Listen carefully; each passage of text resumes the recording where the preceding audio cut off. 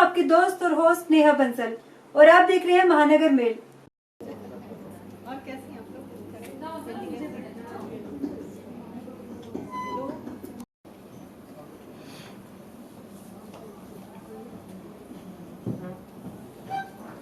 Glamour और चकाचौंध सबको नजर आती है, लेकिन उसके पीछे काफी एक मेहनत भी छुपी होती है, काफी परेशानियां भी होती हैं। और जो महिलाएं हैं उनकी परेशानियां हर एक क्षेत्र में ही कुछ ज्यादा होती हैं। और जब मीडिया जैसा क्षेत्र होता है 24/7 काम करने वाला, तो उसमें जो परेशानियां हैं वो कुछ अलग रूप ले लेती हैं। उन्हीं परेशानियों के बावजूद जिन महिलाओं ने सफलता के शिखर को छुआ है, अपनी एक अलग जगह बनाई है, उन्हीं की कहानियों को दर्शाती हुई एक किताब है संगीता अग्रवाल जी की, मीडिया में महिलाओं की भूमिका। उस किताब के लोकार्पण के लिए आज हम सब यहाँ पर एकत्रित हुए हैं।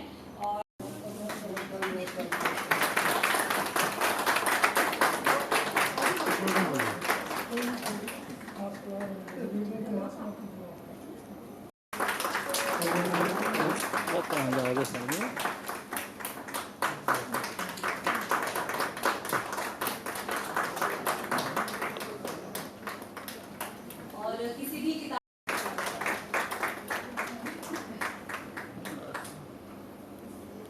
और खास मैं खिलाना चाहूंगी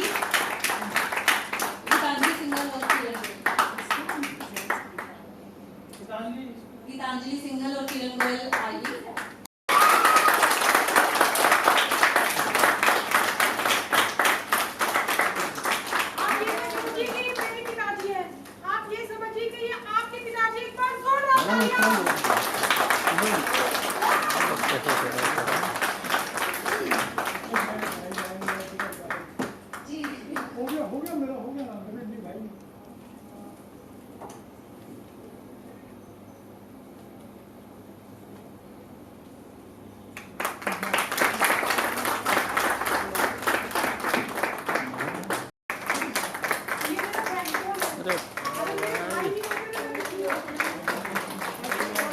घूमते जाओ इधर।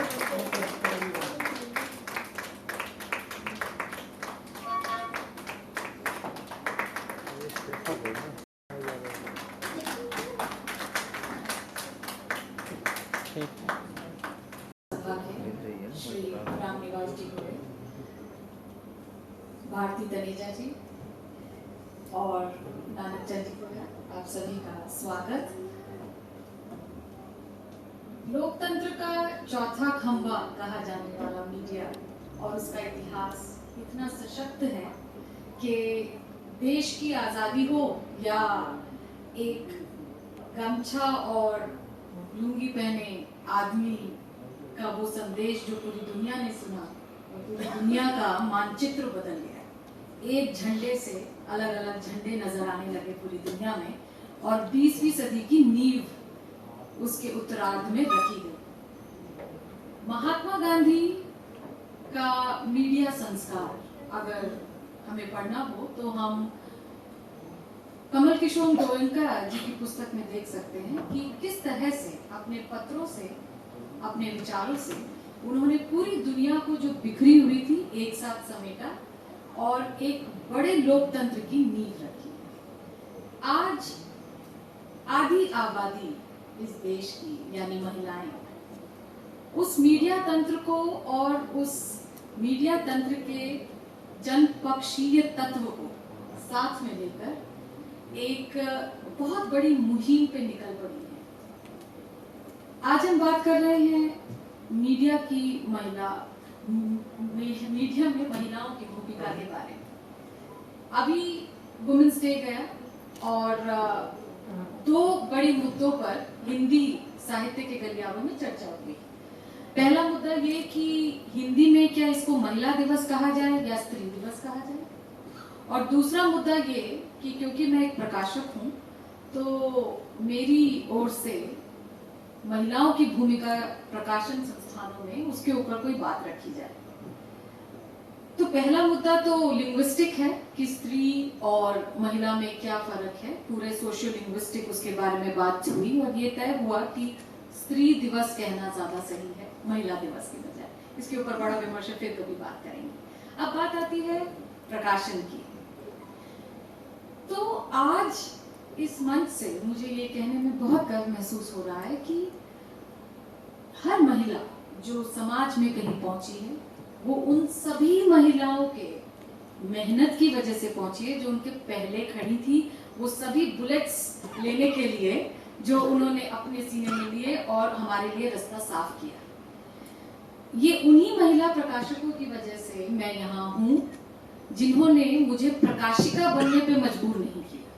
They didn't turn me into a publisheress. They made sure that I remain a publisher.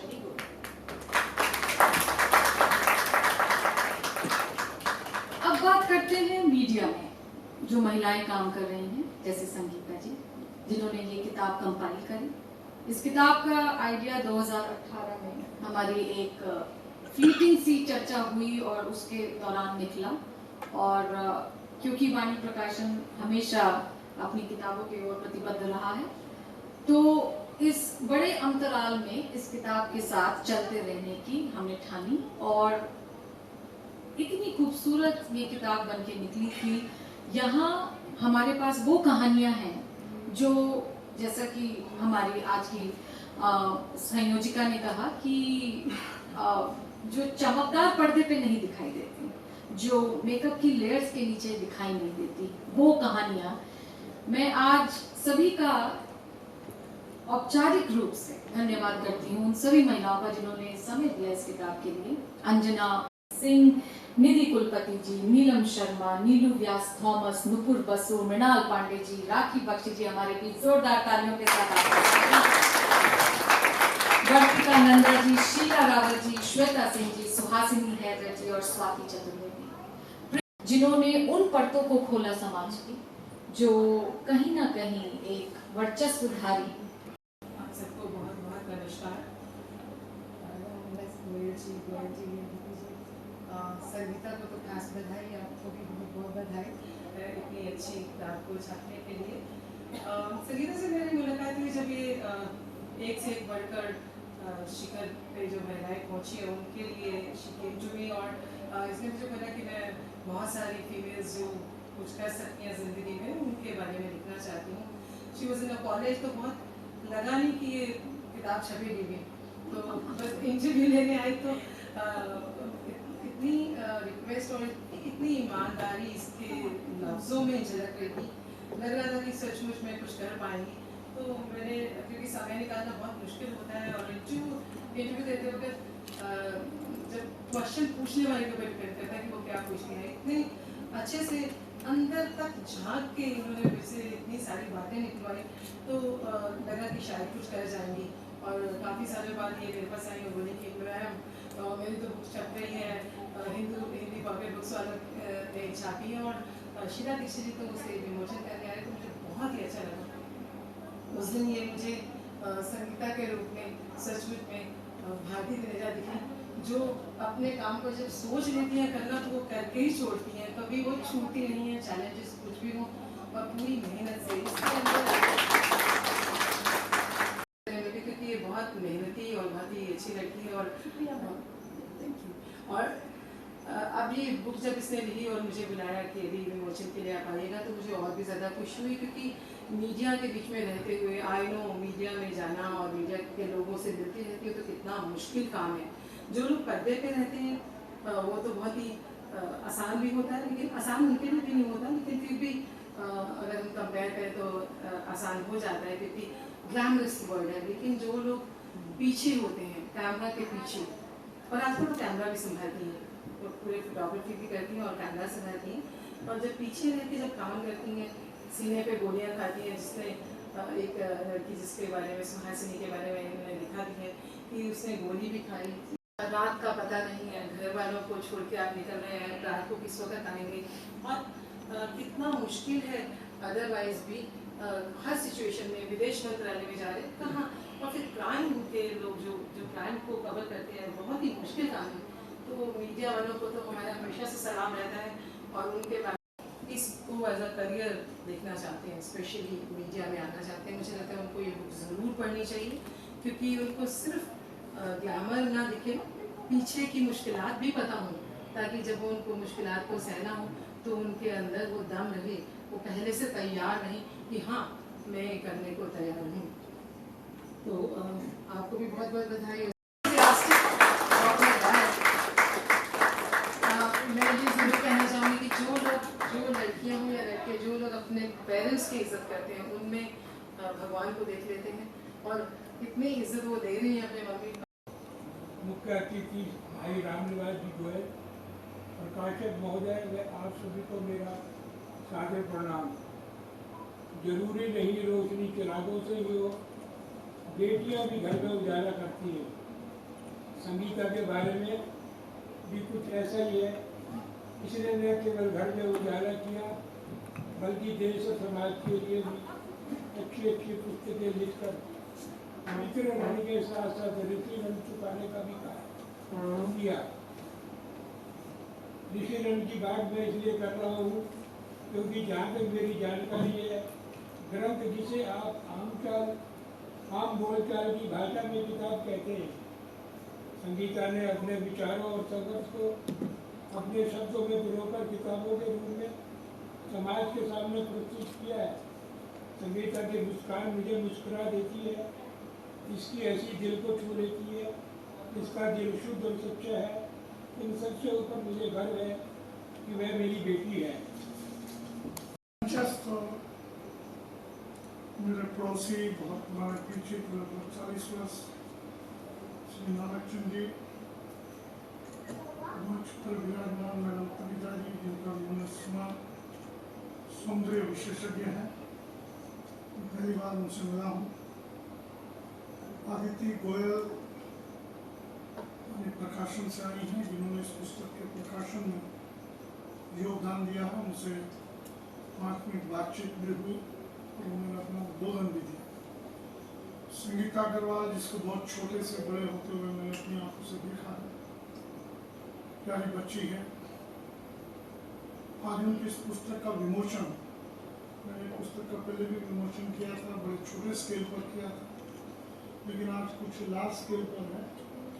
मैं बहुत बहुत शुभकामनाएं, बधाई देता हूँ मेरे प्रकाशन को भी। और सामने बैठे हुए परिवार के सदस्य जिनको मैं पहचान रहा हूँ, देख भी रहा हूँ, आए हुए यहाँ सभी अपने साथी, कुछ मीडिया जगत से भी आए हुए बहने, एक बच्ची, हमारे क्या नाम पिताजी का ध्यान से देंगे, यौवनानंद शास्त्री, हमारे स्पीकर रहे थे पहले, बहुत सौम्य व्यक्तित्व हैं और कभी कभी आते भी हैं मिलने।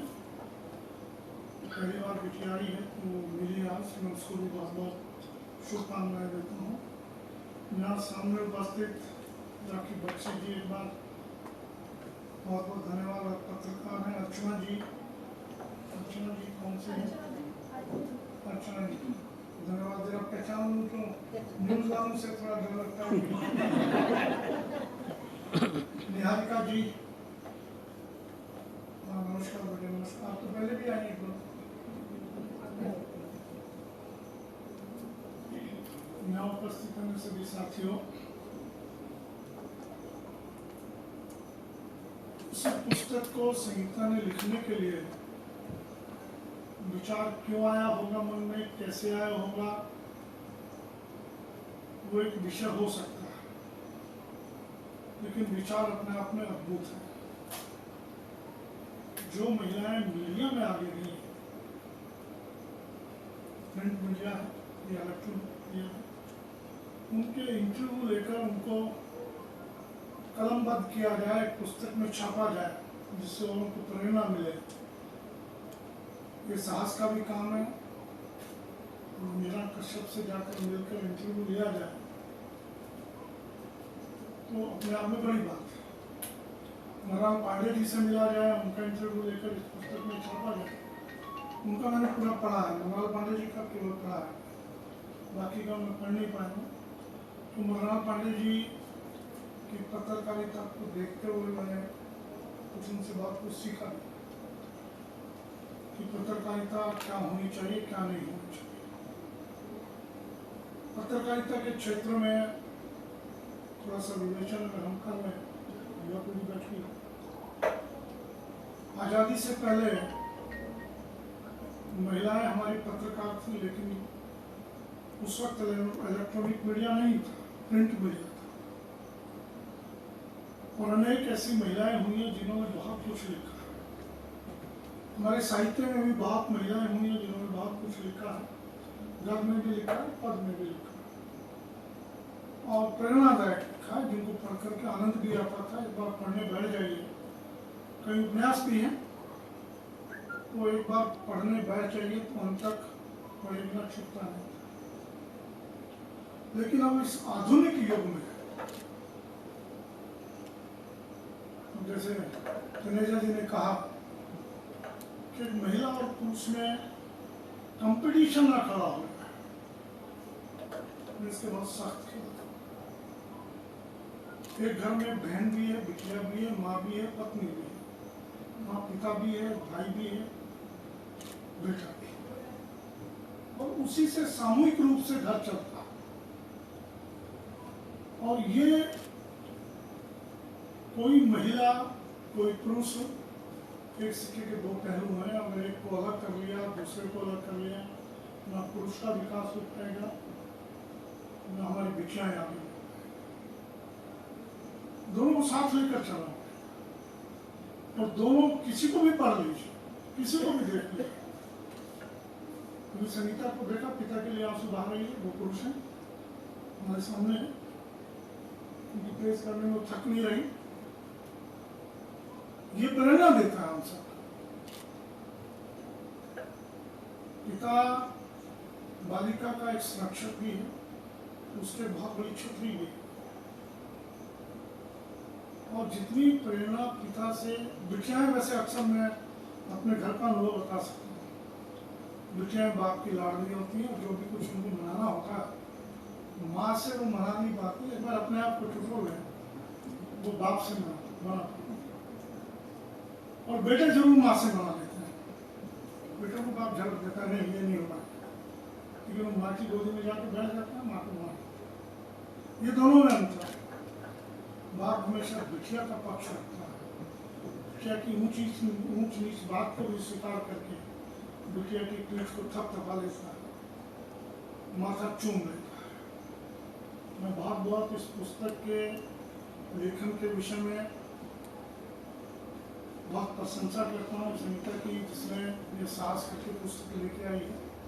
हम सबको इससे बहुत प्रेरणा मिली। अभी तनेजा जी ने लक्ष्य की बात की, मैं सोच रहा था लक्ष्य की जो बात की वो एक छोटी सी बात आपके बीच में दृष्टांत रख दूं, आपको बहुत अच्छा लगेगा। अक्सर अभी मेरे जमाने तो मेरी दादी मुझे ले आती थी, महीने में 15 दिन में तब किचन का सामान खत्म हुआ तो पता लगता था दादी या माता जी जा रही है बाजार में जनरल मर्चेंट की शॉप पर। हम भी जिद कर देते थे, दादी मैं भी चलूंगी। अभी करते हैं या नहीं करते? छोटे बच्चे करते हैं ना, आपको ज़्यादा अनुभव होगा। घर पॉइंट यहाँ कभी गई है मम्मी के साथ बाजार? छोटी बच्ची जब सामान लेने जाते हैं तो जनरल मर्चेंट की शॉप पर कॉफी के जार रखे। उस वक्त मेरे समय तो संतरे की होती थी, वो मीठी संतरे वाली टॉफी। आजकल मेरा टॉफी भी मॉडर्न आ गई है, अच्छी टॉफी। बच्चे का स्वभाव होता है उस टॉफी के जार को बड़ी ललचाई दृष्टि से देखता है। उसका लक्ष्य है, टारगेट है कि टॉफियां मुझे मिल जाए। और दुकानदार इशारे से समझ लीजिए और चिल्ड्रन, तो वो हम सबका दुकानदार है, वो सब समझता है। बहुत संक्षेप में लंबा करके बोलूंगा तो 1 घंटा लगेगा। वो दुकानदार सब समझता है, बच्चा टॉफी के जार को देख रहा है। दुकानदार ने कहा बेटे टॉफी ले, उस बच्चे ने टॉफी ले। दुकानदार ने दोबारा कहा, पर अपने लक्ष्य को देखता रहा, कंटिन्यूअसली देखता, he did not stop watching the jar of the toys। दुकानदार ने कहा दोबारा टॉफी ले। माँ ने भी कहा अंकल कह रहे हैं टॉफी ले, फिर भी उस बच्चे ने टॉफी ली। फिर भी उस बच्चे ने इतना दृढ़ निश्चय, जो एक बार हम चटो हो गए, सामान पैक हुआ, पेमेंट हो गई, दुकानदार को पेमेंट हुई, सामान लिया, बच्चे की उंगली पकड़ी, माँ चल गई। आगे चली, लेकिन फिर उस बच्चे ने टॉफी के जार को मुड़ कर दिया। दुकानदार ने आवाज दी, बेटे हाँ।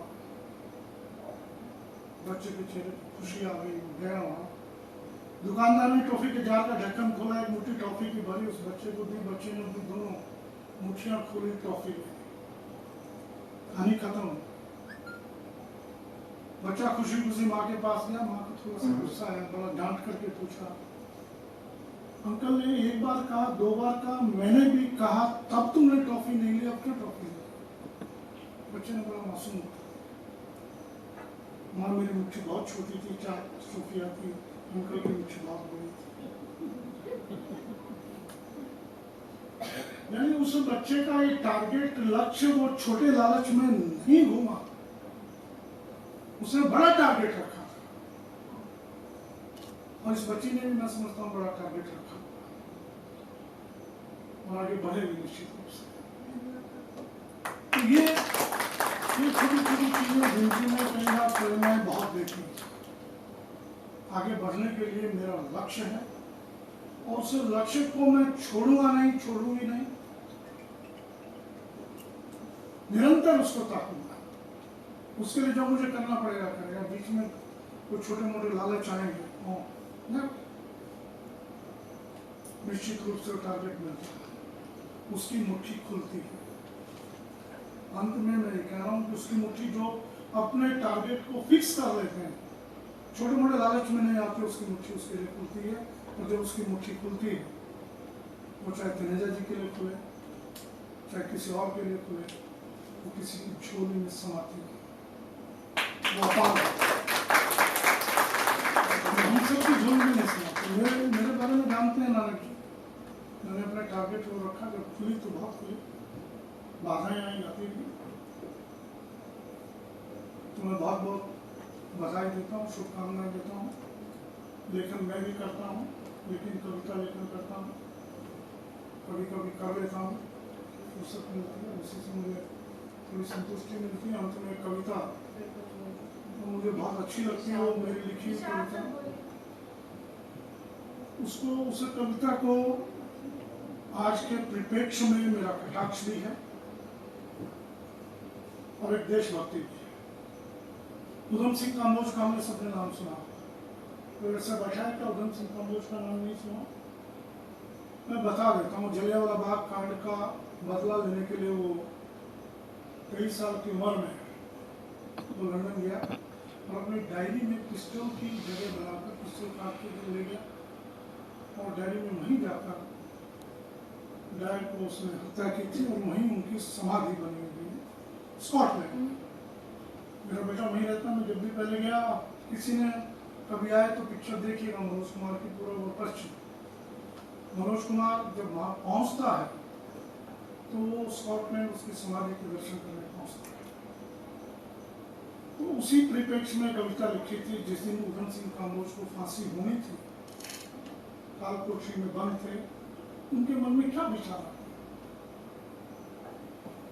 वो कहता है, एक हवा का झोंका आता है, ओ पवन तुम आज जाना अभी जाना मेरे भारत देश, ओ पवन तुम आज जाना अभी जाना मेरे भारत देश जाना। तो आज इतनी चंचल क्यों है, तो आज इतनी शीतल क्यों? माना मैंने, चाहती हो मेरे जख्मों पर मरहम लगाना, चाहती हो मेरे जख्मों पर मरहम लगाना। अगर इतनी हमदर्दी है मुझसे तो पवन कुछ ऐसा करो, सांस बन मेरी सांसों में मिलो, मूरत बनी माँ की दिल में मिले, तुम पहचान जाना, पहचान जाना। ओ पवन तुम आज जाना अभी जाना मेरे भारत देश, पहचान बताना।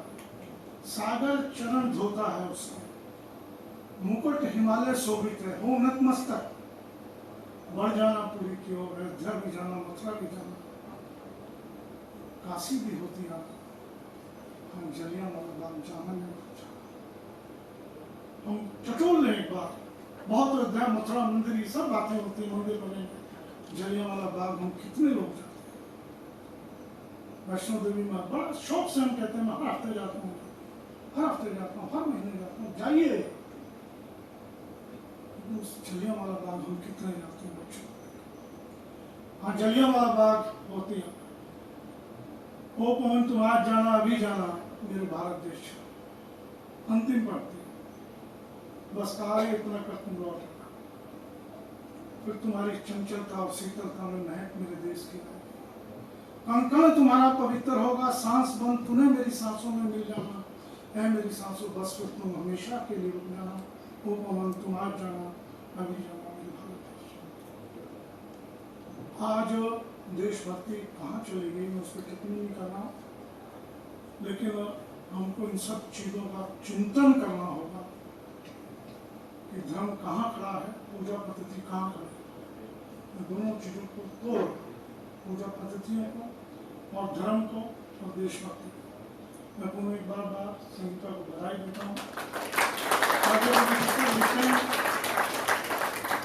और बड़ी गैदरिंग में लिखी, अभी तो कोरोना काल है तो इसमें हम बड़ी गैदरिंग कर नहीं सकते थे, फिर और कुछ व्यवस्था करेंगे आपके लिए। एक बार पुनः मेरी ओर से बहुत बहुत बधाई दिल्ली विधानसभा की ओर से, और परिवार का एक बड़ा सदस्य होने के नाते भी संगीता को और उसकी पूरी टीम को जिन्होंने योगदान किया, लेस मात्र भी योगदान किया, कुर्बानी प्रकाशन को आप यहाँ आए, गणेजा जी को भी अपना कार्य, उनकी कीमत बहुत ज़्यादा है। नहीं भाई देखिए, ब्यूटिशियन जितने भी होते हैं, सुना यही है थोड़ा लास्ट स्केल पे रहते हैं, छोड़ के आना बड़ा, कोई भी व्यवसाय है इसमें कोई बड़ी बात नहीं, मैं तो कोई कटाक्ष के रूप में नहीं, कि उनका आना भी एक बड़ी बात है। मैं बहुत बहुत शुभकामनाएं देता हूँ, बधाई देता हूँ, धन्यवाद, जय।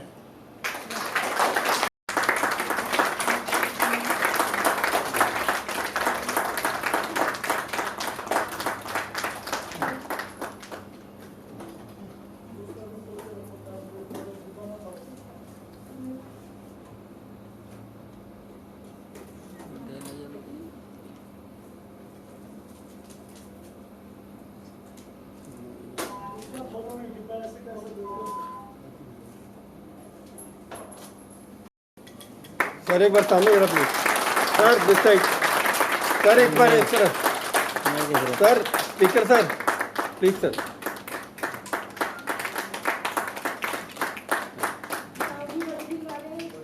एक छोटा सा निवेदन था, मैं ये पुरस्कार अपनी बहन के साथ शेयर करना चाहती हूँ। अगर वो नहीं होती तो मैं यहाँ तक नहीं पहुँच पाती। गीतांजलि के लिए जोरदार तालियां।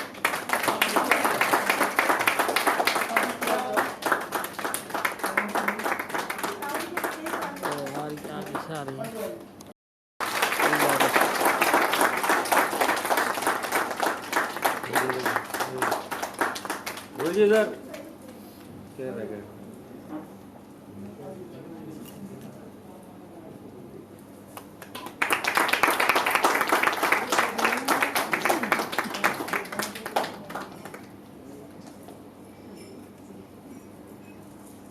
सर प्लीज सर एक बार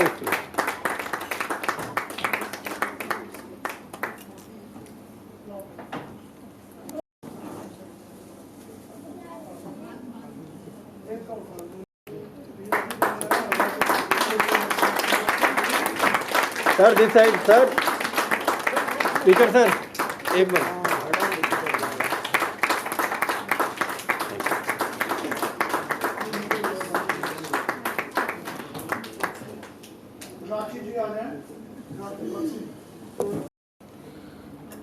अगर अर्चना दी नहीं होती तो मैं यहाँ तक नहीं पहुँच पाती। ऑफिस में सबसे ज़्यादा मेरा पहला पर्सन भी है। आपने जो बात कही कि पुरुष जब महिलाओं का साथ देते हैं, कंधा देते हैं, तो समाज बहुत आगे जाता है। तो बहुत जरूरी है कि पुरुष आए महिलाओं के साथ, महिलाएं अच्छा काम कर रही हैं, एक बच्ची कहाँ घुस रही है? यही हम सबका प्रयास है और यही हम एक बेहतर समाज बनाएंगे।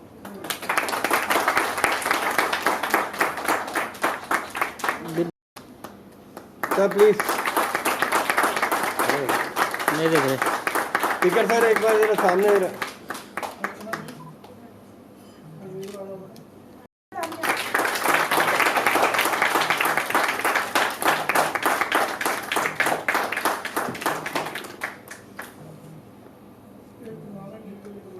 निहारिका को मिल गया? हाँ, कहाँ निहारिका? राखी को मिल गया? जी मैं यहाँ हूँ। मिल गया ना? बहुत सी वाले आ जाओ थोड़ा सा निकल लेंगे जिसको बाकी है वो इनको दे दो। इसको भेज कर दे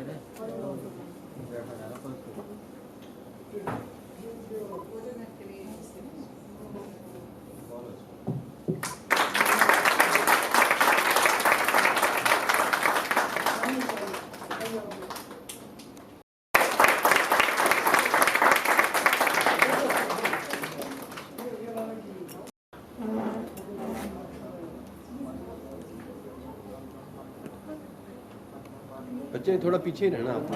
इधर आ जाओ बेटे, इधर आ जाओ। पीछे आ जाओ। सुन में तो नहीं आ रहा ना? नहीं नहीं, आपको तो कोई बात नहीं, आप आगे जाओ।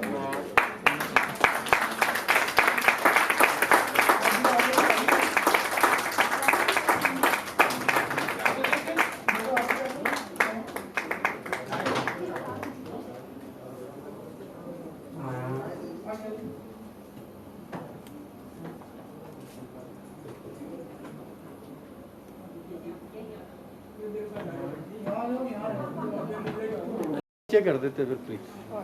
मामा जी आइए इधर।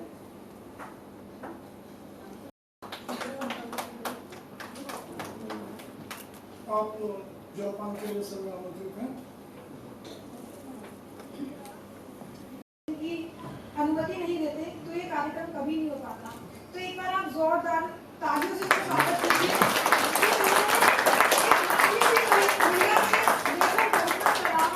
उसका सम्मान किया, उसे कार्यक्रम के लिए समय दिया, एक प्रतिष्ठित संस्थान में आकर आप अपना कार्यक्रम कर रहे हैं। इससे ज्यादा किसी महिला पत्रकार के लिए, लेखक के लिए कोई बड़ी बात नहीं हो सकती। दूसरा, मैं अभी भी उनके बारे में बताना चाहूंगी, वो जितनी अच्छी एक संस्थान को चलाने वाली महिला है, व्यापारी है, बिजनेसमैन है, उससे अच्छी वो ह्यूमन बीइंग है। एक बार जोरदार तालियां दीदी बहन के लिए। एक भावुक सी बात मैं उनकी शेयर करना चाहती हूँ। मैं अपनी सोल सिस्टर भक्ति, जो समय नहीं है, मुझे उसकी कमी खल रही है और मैं उससे नाराज भी हूँ। मैं और भक्ति अदिति जी से मिलने के लिए गई। तो अदिति जी ने क्या कहा, इससे पता चलता है कि उनके संस्कार क्या हैं, उनका प्रकाशन क्या है। उन्होंने कहा, संगीता जी आप मुझे राष्ट्रपति से फोन करा दीजिए, पीएम से फोन करा दीजिए, लेकिन मेरा संस्थान सिर्फ और सिर्फ वो ही किताबें छापता है जिसके अंदर साहित्य अच्छा होता है, जिसके अंदर कुछ किताब में दम होता है। मैं वो किताब हरगिज नहीं छापूंगी जिस किताब के अंदर जो साहित्य है वो हमारे समाज को बिगाड़े या उसका स्तर नीचा हो, या जो मेरे दादाजी की जो धरोहर है उसको आगे ना बढ़ाता हो। तो एक बार जोरदार तालियां दीदी जी के लिए। लेकिन उनके आदर्श देखिए, मैं जो ताऊ जी ने बात कही, अगर ताऊ जी, मामा जी, चाचा जी, पिताजी, मेरे भाई, अगर ये सब ना होते तो मैं तो यहाँ होती ही नहीं। तो इसलिए ताऊ जी ने बिल्कुल सही कहा कि जब भी हम कहीं आगे बढ़ते हैं तो उसमें स्त्री पुरुष लड़ाई की बात नहीं है, समानता की भी बात नहीं है। हम एक सिक्के के दो पहलू हैं, एक के बगैर दूसरा अधूरा है। विधानसभा अध्यक्ष का जो पद होता है वो बहुत ही संवेदनशील होता है। जब आप विधानसभा अध्यक्ष बन जाते हैं तो आप किसी राजनीतिक पार्टी से नहीं रहते, आपके लिए सभी राजनीतिक दल एक समान है और आपको उसके अंदर परिवार के मुख्य का रोल निभाना पड़ता है। आपको सबको समय देना है, आपको सबकी समस्याएं सुननी है, आपको ये देखना है कि आप दिल्ली के लिए, या आप किसी भी राज्य के हैं तो आपको कैसे बेहतर काम होना है। और दिल्ली इसलिए ज्यादा उसके बारे में बात कर रही हूँ क्योंकि हमारे देश की राजधानी है। हमारे देश जो दुनिया में जिसका सबसे बड़ा लोकतांत्रिक देश, उसकी राजधानी दिल्ली, उसके विधानसभा अध्यक्ष के पद पर कार्य करना अपने आप में एक बहुत बड़ा चैलेंज है।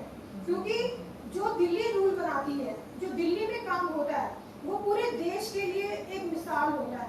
उसके ऊपर चलकर दूसरे राज्य ये निश्चित करते हैं कि हमें जनता के लिए कैसे बेहतर काम करना है। ताऊ जी के लिए और ताली बजाएं। हमें इसकी बात आती है, अगर कोई बड़े पद पे चला जाता है तो उससे हमें इंटरव्यू, उससे टाइम। अभी तक आप देख रहे थे महानगर मिल की विशेष रिपोर्ट। फिर मिलेंगे नई नई खबरों के साथ, तब तक मुझे इजाजत दीजिए। नमस्कार। ऐसे ही कुछ और यूजफुल वीडियोस के लिए सब्सक्राइब कीजिए हमारा चैनल महानगर मेल न्यूज और इन वीडियोस को अपने दोस्तों से शेयर करना ना भूलें। लाइक जरूर करें और साथ ही प्रेस करें बेल आइकन ताकि आपको मिल सके हमारे हर नए वीडियो का नोटिफिकेशन।